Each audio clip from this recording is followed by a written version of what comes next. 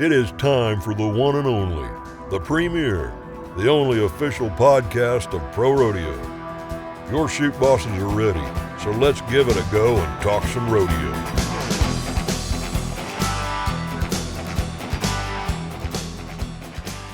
Hello, everyone, and welcome back into the Chute Bosses podcast, the official podcast of Pro Rodeo. Tanner Barth, I'm back with you this week, Tracy, after you and Alex took the show on the road to Sioux Falls last week. But, man, what a great event that was, and it looked like, a lot of changes in the standings happened because of the purse there in Sioux Falls. Just so much money there was to be won, and it was won. I believe 14 people won over $30,000 at the event, which isn't crazy.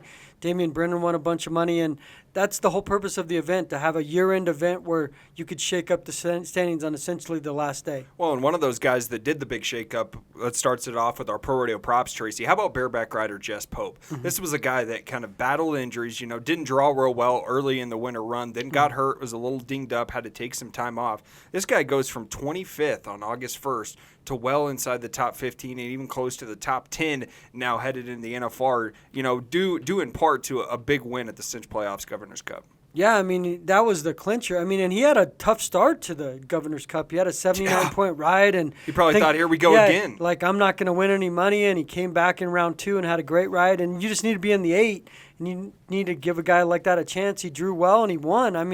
And Jess is the guy that's so determined and such a good cowboy. And he's won 3 averages and should have won last year. He was right there knocking on the door. So the bigger the moments, the better he performs, and he's proved that at the end of the season. Oh, and he's one of those ultimate competitors. You can just see it in him that he wants to be the best. He wants to get back to being in contention for a world championship like he was in 2022 when he won that world title. So definitely some pro rodeo props, and a guy that you might want to watch out for in Vegas, because he could be one of those guys that comes from around that 10 spot and being right in contention for a world championship if he repeats his success in the NFR average. Yeah, if he can draw well, he's going to be a strong candidate to be right in the top 3 and by round 10. It's just based on his experiences at the NFR and what we've seen and how well he's done at the NFR. Some guys don't do as well in the bright lights.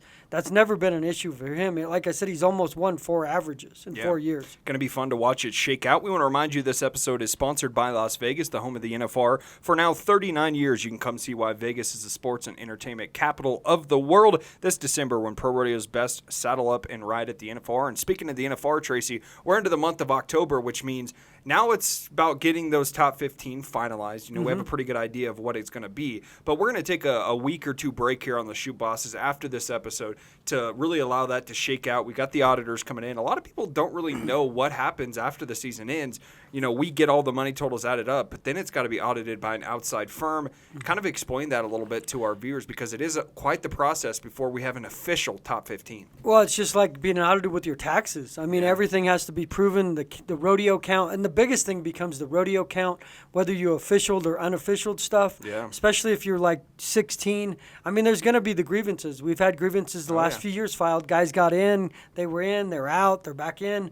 We had it last year. So, that's why the audit's so important, and it's so important, A, that you met your rodeo count and didn't go over, and they, counted a rodeo that you shouldn't have counted because you were over, or just make sure that everything's official. And that's why we bring it in. If you don't, then it gets in this real gray area, and it has to be official. And it's unfortunate if guys thought they were in and then get knocked out, but it's got to be right. And we've had different things happen. We had a 16th bull rider in a couple years ago because things got a little dicey. But hopefully the 15, the 120 will go in this year. We won't have anybody qualifying in 2 events that I'm aware of, Stetson had the last several years. So hopefully that 120 gets solidified in a couple weeks around October 15th.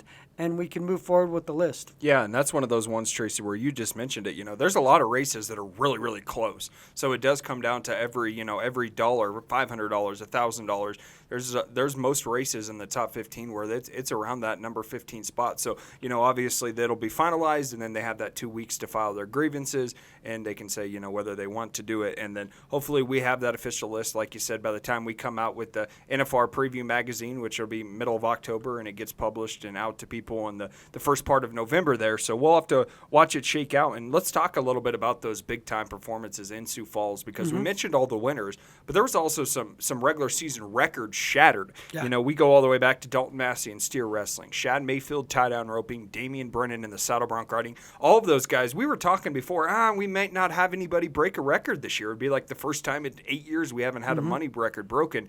And sure enough, $30,000 payday out there in Sioux Falls, that $1.3 million payout changes that. Yeah, I mean, Brennan won over $40,000. It was just such a big He lick. didn't even win the rodeo. Yeah, and he didn't win the rodeo. So, I mean, he would finish second, and so he could have added another $8,000 or, $7,500. Yeah. It's just crazy. We've just never had, and I talked about this with Alex when we had the broadcast out there and the podcast, we never had a payout this big at the end of the season. We've had some bigger paybacks in the future, back in the past, but never 30, 40,000, because it swings the season. It's essentially like winning a round at the NFR, and guys move way up, and that's how those records got broken. And it's just amazing to me that the money's there now compared to what it was, because like 40,000 literally 10 years ago, if you won that and a few more rodeos, you're probably in the NFR. Now, I mean, look, we have so many guys over 200,000 in the top 5 in events, and usually that was the year-end, champion. You're the world champ. It's just crazy. And Sioux Falls, it's living up to what they wanted it to be. It's wanted to be a season-ending event where everything's at stake, winner-take-all final for $30,000, and you move up, or you're on the bubble, or you pad your lead, or you break records. And it delivered, and there was a great crowd on Saturday night. Thursday wasn't quite as well as probably they wanted, but when you have a 3-day event, usually that happens. Friday and Saturday, they did very well. It's a wonderful facility, and I just can't say enough about Roy Limo and those guys. Yeah, well, the first year I started in, I guess it would have been the fall of 2021, Tracy, we actually went out to Salinas, California. And back then, we did have what they called a tour finale, I believe, back then, until we switched it off to the playoffs. But back then, it was just one event, and you had a chance to probably win 10 to 15,000 at that event. But now it's, that 10 to 15,000 is in Puyallup,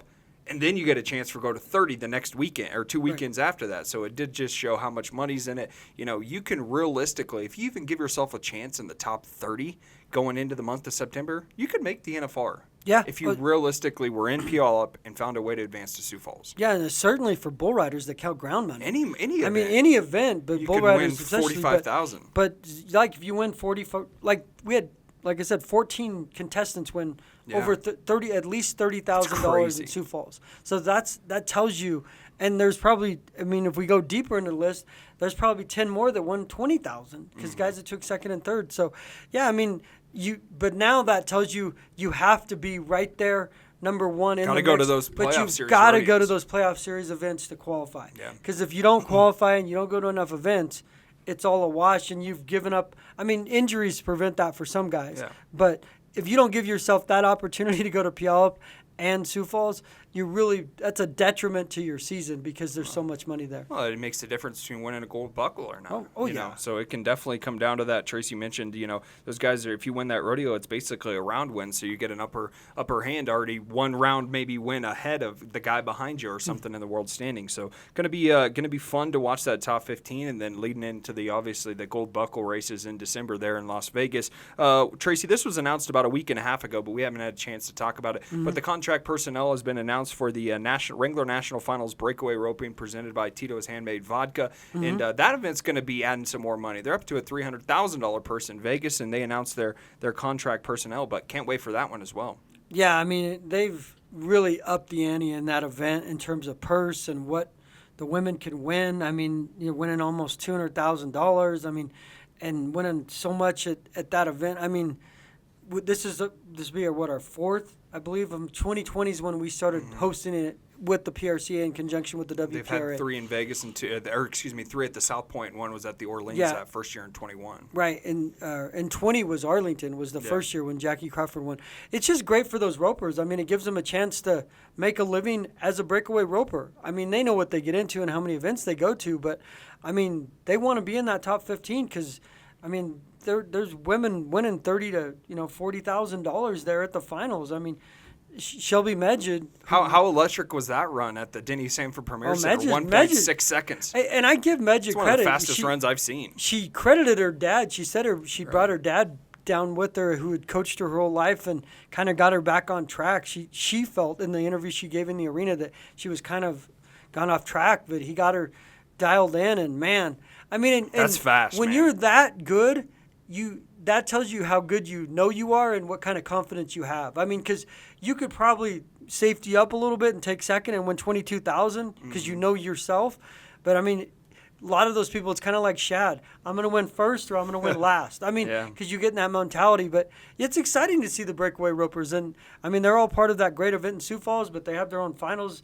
And it adds to the aura of Las Vegas. And, you know, Ryan Growney and the guys say that is it just adds another big event. So instead of the NFR being like 10 days, it's actually like a 12-day event because it starts off with the two days of Breakaway. Well, and it's going on at the same time as, you know, everything else that's going on with the committees out there in Vegas. They do that, I guess, what is it, Tracy? The before, convention. Yeah, the convention before the NFR convention. starts. And it being at the South Point, exactly. You attract everybody. The South Point, you and I both know, I mean, that's Cowboy Central. And the Cowgirl Central. And Cowgirl Central, as they say. I mean, there's so many people at the South Point during the NFR, and everybody will go to that event, and then we have our banquet and everything else. So it's just a great event, and I love to see the fact that it's moved up and it's gotten more and more money, and I'm sure there's bright things for the future. Yeah, so let's tell you who that contract personnel is going to be. Chute Bosses John Gwatney. Yeah. The announcers are going to be Bob Tallman and Steve Kenyon. The secretary, Eva Chadwick. Timers are Cindy Rosser and Cindy Gillespie. The usher is Corey Kidd, and then music is going to be handled by Austin Lopeman. So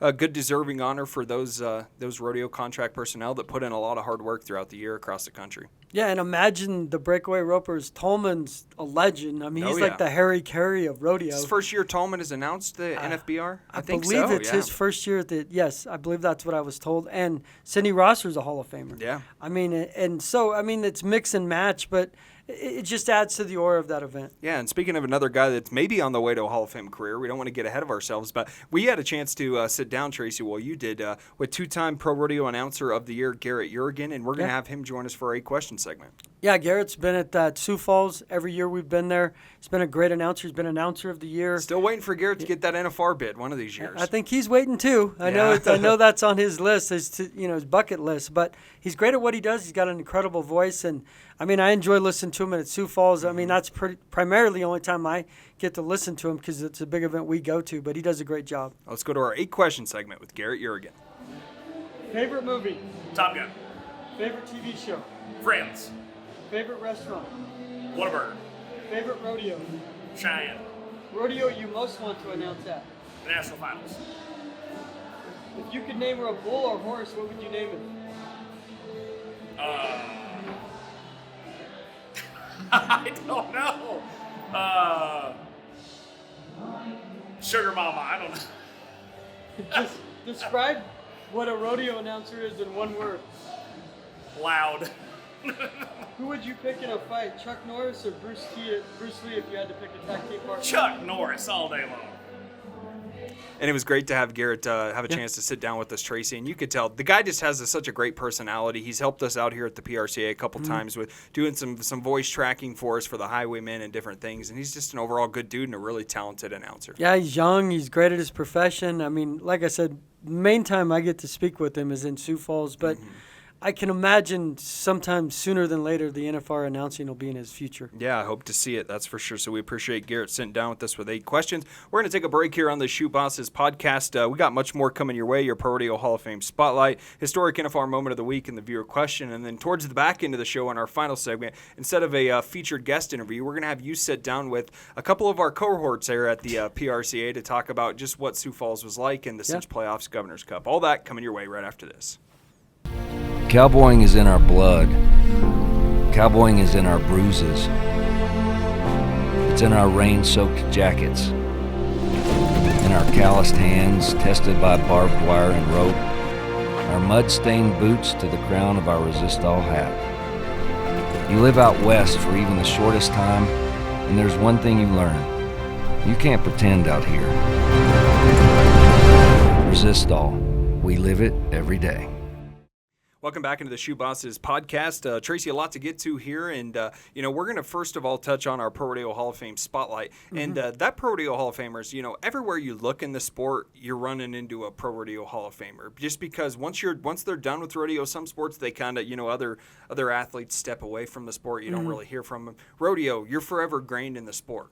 Yeah, no question. And I believe it's Rick Young, right? Yeah, one of my favorite dudes. He's hilarious. And Rick Young's the only guy, the year we made the announcement of who getting in, I left him out. Out of that release. That was heartbreaking. I left it out of the release. We got it fixed, though. I taught him a lesson in Hard Knocks by accident. We had about 5,000 things going on and trying to get something done. We took care of him, though, and Rick was a good guy. He had a great personality. 2022 inductee, as Tracy said. The Raging Cajun, as he was known by his cohorts in the sport of rodeo. 4-time Coors Man in the Can, also the winner of the 1980 PRCA Clown of the Year award. And, it takes a lot to be a rodeo clown. We've seen it. You got to come up with a different act. You got to try and keep people engaged. You got to be funny. Yeah. There's a lot of things that go into it. And he's a guy that did it for a long time and, was really successful in what he did. Yeah, and just the travel and everything. I mean, the wear and tear on being a rodeo clown would be hard only because, you have to think of fresh stuff. Granted, back then, you could do a lot of your same routine because you could do it, you weren't on live TV, but you still had to think of good stuff and funny stuff or they wouldn't ask you back. And you especially wouldn't be honored with, Clown of the Year and Man in the Can because those are awards those guys cherish. Yeah, best of the best. There's no doubt about it. And he actually started his career by accident. He was at a rodeo, and the rodeo clown didn't show up, so they said, Rick's a pretty funny dude. We'll throw him in the arena. And it kind of took off from there. So definitely worthy of our ProRodeo Hall of Fame spotlight and a guy that, I'm sure is kind of an inspiration to that next generation of guys from the South that are trying to make their case to be rodeo clowns. Yeah, I mean, there's just so many. I mean, there's a lot of guys. We see a lot of the same guys at the main events, but doesn't mean that there's not up-and-comers because at some point we need, to get an injunction of or just an influx of youth. Yeah, I mean, and guys talent, that follow role models like Rick Young and understand how hard it is, but maybe aspire to have that dream of being a Hall of Fame rodeo clown. Yeah, he was an all-state football and basketball player. Wanted to play for the Tigers, but was only at 5'9", couldn't make the team down there at LSU, so he joined the rodeo team, and the rest is kind of history. But, Andrew, if you want to get queued up our historic NFR moment of the week, Tracy, this is a good one. It's going to take us back to the 1999 NFR. We'll let the audio play, and then we'll talk about it when we're done here. Years ago, the Copenhagen Rapid Fire in Skull Springs Plain. There we go, Mike White, he's there. Now look at him looking outside. Yellow Jacket wanted him in there. White, oh, it's so close. It is going to be so close. This is one where they're going to go. It was pretty close to whether he made that 8-second whistle or not, Tracy, but the pro officials behind him gave him the thumbs up. 95 points on Flying 5 Rodeo's PRCA Bull of the Year Yellow Jacket there in 1999. And what a ride that was. 95 points. Yeah, there's nothing easy about that. Nothing. And look at the horns on that bull. I mean, my gosh. And he had to stick with him the entire time. And, that 95-point ride, Tracy, is second all-time to Cody Hancock's 96-point ride in 2001 that is the NFR record. On Mr. USA, right? Yeah, correct. Yeah. I mean, 95 is, that's next level at the finals. I mean, 90 is great, but 95. And the thing that, we've talked to bull riders, some of it's balance, but you just get so in tune to what you're doing. I mean, that spin, a lot of guys, that spin, he makes it look easy. That ride probably was far from easy because of the spinning and how heavy and how nasty that bull was. But kudos to him. Yeah, and that's one of those ones where, whether you're going into your hand or away from your hand, you got to stay right there. And that's probably why he got 96. Look, he never comes off the center of that bull the entire time until the very end. Right, like he was stuck literally almost like he was in a seatbelt and spinning around. But that's how easy you made it look because anybody that's ever been on a bull, they're jerking you around like that. You're not in a seatbelt. You're usually in the dirt. Yeah, no doubt about it. So definitely a historic NFR moment of the week there, 95 points. Don't think we've had a 95-point ride in a while. Stetson got close. I think he was 94.5 back in 2021. And Sage on Bruiser was, I think, 93 or 94. Somewhere around there, yeah. I know I haven't witnessed a 95 at the NFR, so that's been 11 years. Have you witnessed a 95 at all? I don't think I have in my 3.5 years here. Not think in 94, person, not yeah. at the NFR. I mean, because we've had 95s, like Rocker had that ride in No, I'm Darby. talking in bull riding. No, like in person. I don't even think I've seen any 95-point ride at the NFR in any event. No. I mean, bull riding would be probably more common. I think the highest is, you said, Stetson and then Sage on Bruiser. Yeah. Definitely historic, no doubt about that. Let's jump into our viewer question. This one comes from Justin on YouTube. Wants to know who holds the record for the most Division I Extreme Bulls wins in their career. And this one, obviously, we knew that the list grew last year because Sage Kimsey, a legend in the sport of rodeo, holds that now, 12 Division I wins in his career, which is, almost unheard of. He almost doubles up the next closest guy. Yeah, it's crazy. And Sage would tell you, part of his world championship runs, which were 7 out of 8, 6 in a row, they always included him doing very well at the Extreme Bulls. He didn't win them every single year. He won them quite a bit. But he'd win $60,000 to $90,000. It goes towards the world standings. And, I mean, he'd always say, like, why not go? It counts towards the world standings. I mean, you'd be dumb not to go. Yeah. And he loved going, and he was great at it. I mean, I don't know. I mean, someone might pass that. I mean, because we have so many more Division I events, so you'd have more opportunities. Because when Sage was in his prime, we were only having, like, what's incredible about that, we were only having about 4 to 5 Division I events a year. So he was winning a couple each year. Yeah, so he was winning, 2 or 3 every year, the San Antonios or whatever they may be. And, I mean, it changed his season, but it was always part of his game plan. Yeah, no doubt about that. Matt Austin actually sits second with 8. And then Stetson Wright, I think Stetson was saying that he really he didn't buy into the X-Bulls thing. He didn't even do X-Bulls for like 2 years at all, zero. And then he started doing it, led to a world championship there in 2021, I believe, when he won that bull riding world title. And then, eventually, I think last year, he was in the driver's seat, obviously, to win the world title in bull riding last year. Didn't end up getting to finish that out because of an injury there in Vegas. But he won so much money at X-Bulls last year, and then include the finale in there as well, where he won over $30,000. Like, that X-Bulls is very important, and maybe more important than some guys really think, Tracy. Yeah, I mean, because imagine if you take $60,000 to $80,000 away from your world standings. I mean, it's so much. Granted, at the time Sage was winning, he was winning by a pretty large margin, at least initially, and it got closer towards the end of his run. But, I mean, it's just such a big chunk. I mean, you take that away from a guy, and they'd have to do really well at the finals, and the guy that had all that money would have to do very poorly for you to catch him. And that's Sage. I mean, it's just smart mathematics, honestly. Yeah. And they do have great bulls there, usually, especially at the big Division I events. They don't bring, they bring bulls that can get good scores and you can win good money on. Yeah, and speaking of, success in the Extreme Bulls, you mentioned it. Josh Frost wins the Tour title this year, and he's right in the hunt for a world title. So we'll see if it, kind of correlates of guys that end up winning a world championship with how they did in the X Bulls. Do you have a viewer question? Yep, go for it. CB Nation asked me, yes, it's true. When I was in high school, I jumped over a truck. But let me specify, it was a Tonka truck. And it was at a live auction for little kids' elementary school. And I think I got 8 inches off the ground. How's your vertical nowadays, Trace? It's better than my walking. Better than your walking. Another guy that struggles with his walking, that's Buck. He's been doing a little bit of everything, but I think you mentioned in a couple of episodes ago that the Buck seems to be turning a corner in his life and his the way he looks, and his personality is starting to get a little better. Yeah, he still needs a haircut. That hair needs to go. He looks like an extra from like a Dawkins video in 1980 and like some rock block on MTV. You think Buck was born in 80? I don't know, maybe. He looks like he sleeps in a car, but who knows? Yeah, I enjoy Buck, and Buck's on the right path now. I like where I'm headed with Buck in terms of what we see with Buck. Not me personally, because I would never, if Buck was a good guy, I would never associate with Buck, because Buck he doesn't have any charisma. He has no game. He's not your friend? Yeah, he's not my friend. Buck wouldn't jump a Tonka truck. Buck would fall down. Why would that happen? I don't know. Let's see what Buck's up to. He's got your Pro Rodeo word of the day. I'm Buck, official correspondent for the Chute Bosses, the official podcast of the PRCA. My word for the day is hero. There were several Cowboys who had hero performances at the Cinch Playoff Governor's Cup to advance to the NFR. When it comes to Buck, I am the Chute Boss hero. I'm off to save the day for Tanner and Tracy. Did I keep Tanner and Tracy out of harm's way? Not even close, Buck. Farm life. means always hoping for the best, but planning for uncertainty. You have to be ready for the next everything, the next dawn, the next season, the next harvest, the next technology, the next challenge, and the next generation.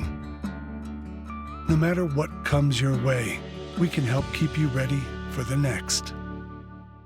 Welcome back into the Chute Bosses. I'm joined here with Alex Dodd and Taylor Brown. We all spent time at the Sioux Falls at the Governor's Cup, Cinch Governor's Cup playoffs. It was a great time. But you guys spent some extra time with the rookies in terms of a highwayman you guys are working on. Talk to the viewers about what you were able to do there and just touching base with some rookies. Yeah, Taylor and I got the opportunity to follow 3 rookies who are looking to make a bid for the NFR, 2 that are going to be there, and 1 that's on the bubble. We'll find out here soon. But we were with Wacy Shala, bull rider, Zach Dallas, saddle bronc rider, and Cole Clemens in tie down. Got to follow those guys around for the weekend while they were, hunting some big money to shore themselves up in the standings, and had a great time with them. Oh yeah, for sure. I mean, Cole, we got to go out to I think it was Thursday morning or Friday morning. Yep. One of the mornings there, go out and practice with him, just kind of see what those guys do with tie down, and just get to learn a little bit more about that. And I mean, Wacy Shaw is a great guy. Getting to talk with him, and I'm really looking forward to this episode and seeing what we can do with it. Speaking of Zach Dallas, another great guy. I mean, getting to see all these guys go out there, try to win some money, is a great experience, and it's something we want to bring to, our viewers on YouTube and on social media. Yeah, and just the drama at Sioux Falls together. I mean, it was just crazy. There was just so much happening. Guys breaking season records, as Tanner and I discussed. But the thing I enjoyed there was the last night. Well, I guess first off, can't thank Roy Limmel and the crew there and the committee for everything they did. I mean, and I said in a column I wrote for the upcoming PSN edition that comes out Friday, the Pro Rodeo Sports News, it was just the food, the everything, the environment, the arena, the Denny Sanford Center. It's a mini NFR. Yeah. I mean, I would say probably 95% of the people that competed there, men and women, are probably going to be in Vegas. So, I mean, it's a snapshot of Vegas. It's kind of a tune-up, and a lot of money was to be won. But there's never been an event with that many NFR contestants that late in the regular season to see what they were able to do to win that kind of money. So, kudos to them, first off. Yeah, no, it was a great event, and that was another thing that was cool with following the rookies. These are guys that haven't competed in Las Vegas. They haven't been in the Yellow Buck and Chutes before. So for them, this is really like their first taste of what a big championship event feels like. And Roy Limmel and all the people there in Sioux Falls, the people from Cinch, they all did a great job of putting on a championship event. And those guys talked about it. They talked about how it really felt like they were competing for a championship, and none of the 3 of them ended up winning a championship in Sioux Falls. But he's ruined the ending. Yeah, I mean, people know. They follow the sport. But Thanks, Wacy, spoiler. Wacy got a chance to compete for some big money there. But it really felt like a championship for those guys. Everything from the back number ceremony on Wednesday night to the buckle presentations, and just the way that everything at the event was centered around a championship, and it was great. And honestly, a lot of it was mirrored how the NFR does it. They have the go-round buckles at the South Point when you win rounds. I mean, they do the back number ceremony. So essentially, it was a template from the NFR and Sioux Falls. That's the coolest thing to me is a lot of times you can't replicate that. And granted, you can't replicate Las Vegas and the Yellow Buck and Chutes, but it's probably as close as you can get in Sioux Falls with the contestants you have. Yeah, I mean, it was awesome. For probably my favorite part too, though, like Taylor mentioned, is when we got to go with Cole Clemens when they were running the calves. Yeah. The morning before the first perf. Just guys, all these guys, 12 of the top tie-down ropers in the PRCA, just hanging out early in the morning, roping some calves and getting a feel for it. But we got to see kind of behind the scenes what these guys are like when they're not at the competition, because these guys are having fun with each other. They're, busting each other's chops. And it was cool, too, to talk to Cole about, how these are guys that he was looking up to just a couple years ago, and now he's got a chance to potentially be in Las Vegas competing against them. Yeah, to be honest, I didn't realize that these guys had a chance to, see that the steer that they were going to be tying down. That's almost like, I think you had said at one point, it's almost like a cheat sheet. Yeah, and that's what they do. They like the steer, the steer wrestlers, they're going to go down in California with Dakota Eldridge like in November, and they run them all down. And I mean, it's basically like you just give them a roadmap of what to expect. Yeah. I mean, a lot of things can happen when you get to Vegas, but it pretty much tightens the area of what you know to expect and what you're going to do. And that way, somewhat, I mean, maybe it's good and bad because you know if you drew a calf that wasn't great, you're going to be like, oh, no. Because sometimes the unknown's better because you just go at it and you go at it. But it's definitely different than other sports. I never realized that. I thought when I first started they were kidding, like, what do you mean they get to run what they're running before they run it? Yeah. That doesn't make sense. But, I mean, animals are unpredictable anyway, and a lot has to do with horsepower, and you still have to compete at the highest level to win a gold buckle and to win rounds in Vegas. So it's just a cool element, but then you get to see them live and doing it. And Taylor, I know you were, I know you were fighting some back pain and everything else. You were running rampant, and I don't know what you knew. Taylor was at Justin Sports Medicine. For Friday. a second, I had to stop by and get some Advil because I think after that first night, went to the thing with Josh Frost in Utah, and then it just bled over into Sioux Falls, and it was just 1 week of just craziness. And I mean, you did an incredible job of all the filming and video, and and the editing part of it. A lot of people that don't know journalism or understand the editing parts. I mean, everybody likes to shoot video, but when you do it on your phone, it's like 30 seconds, and you're not doing 30 seconds of video. So kudos to you for the incredible job you've been doing with the Highwaymen. Appreciate it. Yeah, I mean, we have a trip coming up too down in Texas, so we can spend some more time together. We'll say that we're headed to Andrews, Texas, to the Vin Fisher, J. Tom, and the whole family down there in Andrews, and we're going to explore that route. I mean, they've been to the NFSR 49 times now as a family, and so we're looking forward to that coming up in the middle of October. Yeah, and I kind of wanted to ask you, Taylor, just for, obviously we've talked about this, but for our viewers, kind of the vision behind Highwaymen is to give fans a look at what these guys are like outside of the arena.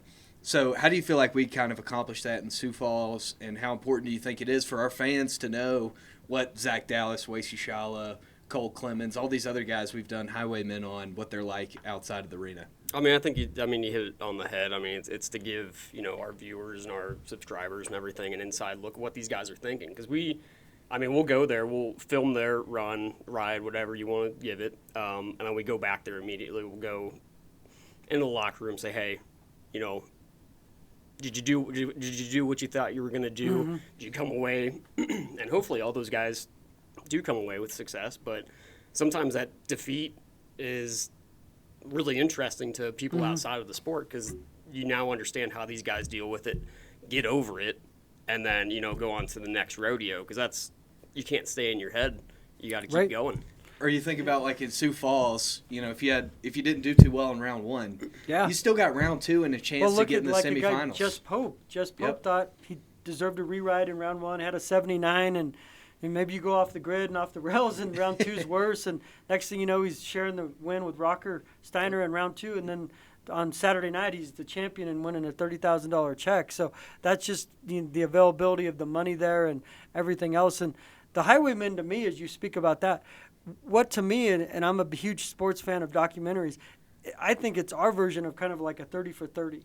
We go a little deeper than we ever have before. We have great videographers. We do in-depth interviews, and I think that's something that our viewers and our fans want to see. I mean, we love the nuts and bolts of the PRCA and Pro Rodeo and the events and everything, but there's nothing like it to me to see them live and in person on video and in terms of doing stuff like the Highwaymen. Yeah, and I know part of the reason why I applied for this job and ended up coming to Pro Rodeo is, this is like an untapped market of just a huge wealth of stories. There's a great story behind every cowboy and cowgirl in Pro Rodeo, and for us to be able to scratch the surface and get to tell some of these deeper stories with the Highwaymen it's been an awesome opportunity. And I know we got a lot of stuff planned for Las Vegas and stuff in between, and man, I feel like we're going to blink and we'll be getting on a plane and heading out to Vegas. But, that'll be all new to you guys too. So get ready for the marathon. The marathon, it's like Groundhog Day. It's a marathon and Groundhog Day all wrapped up in one, but it's a lot of fun. Yeah, I'm looking forward to it. Yeah, me as well. Well, I appreciate you guys being on here. Another episode of the Chute Bosses, and keep on rodeoing. He's addicted to danger, ruled by passion and pride. To pain and fear he's no stranger, but his lust needs to be satisfied. Hook on an 8-second ride.